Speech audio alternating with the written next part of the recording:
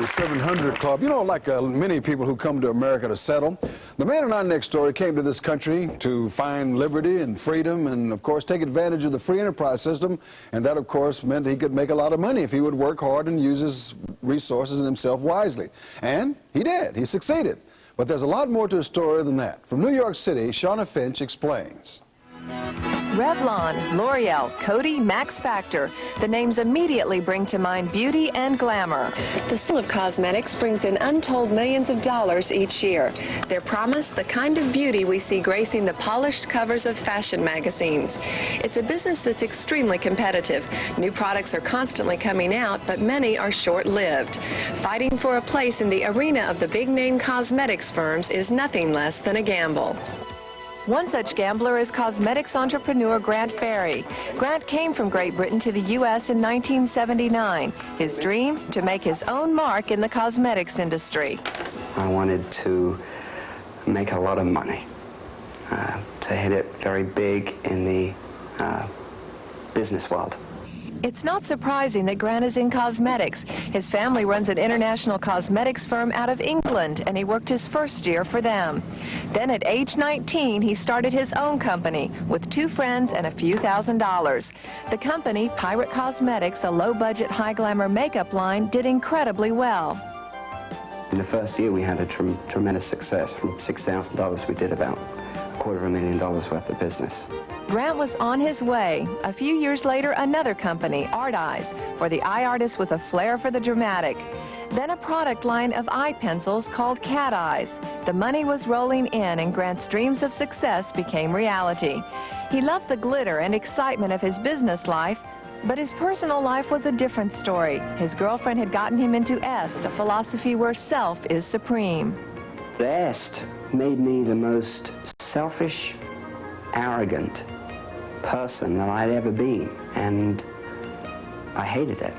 I hated it because it wasn't me, and I could see myself, and along with the problem that I was experiencing, the hardening of my, there was a hardening of my heart, and along with that problem, I was turning into something that I really didn't like. Although his companies were flourishing, personally, Grant was in misery. Within that 2-year period, I became totally engrossed to the point that the only thing that I cared about was my work, because the rest of my life was empty. Then a new friend entered Grant's life, and she brought the gospel of Jesus Christ. It was, however, a gospel he could not understand.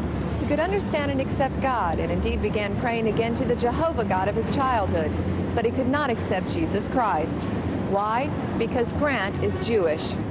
And one night we were out for dinner again, and she was talking to me about how, you know, the Lord was telling her this, and the Lord was telling her that, and directing her here, and directing her here, and answering that prayer, and answering that one. And I was saying, hold on a second, you know.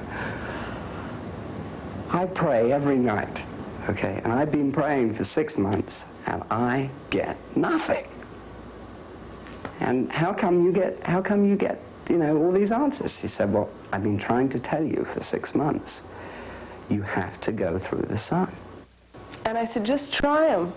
You know, just make an experiment. If there's a 1% chance that he was the Jew of the Messiah, the Messiah of the Jews, if there was even 1% chance, just ask him, what does it cost you? Nothing. Just say, Jesus, come into my life. At that point, Grant did ask the Lord into his life, but he wasn't able to give him total control. Then disaster. His companies were embezzled, and in a matter of days, all he had worked for so hard was lost. It was during this time Maria brought Grant tapes by Pat Robertson on knowing the will of God. The message of total surrender to God through Jesus Christ finally broke through Grant's defenses, and as he listened, the last barriers of resistance came down. For the first time, all that struggling within me, the resistance, the part of me that fought everything that Maria was trying to tell me, left. It had gone. Before Maria came into my life, I didn't know about Christ, and I didn't know about the Holy Spirit. And when I cried out to the Lord, he filled me.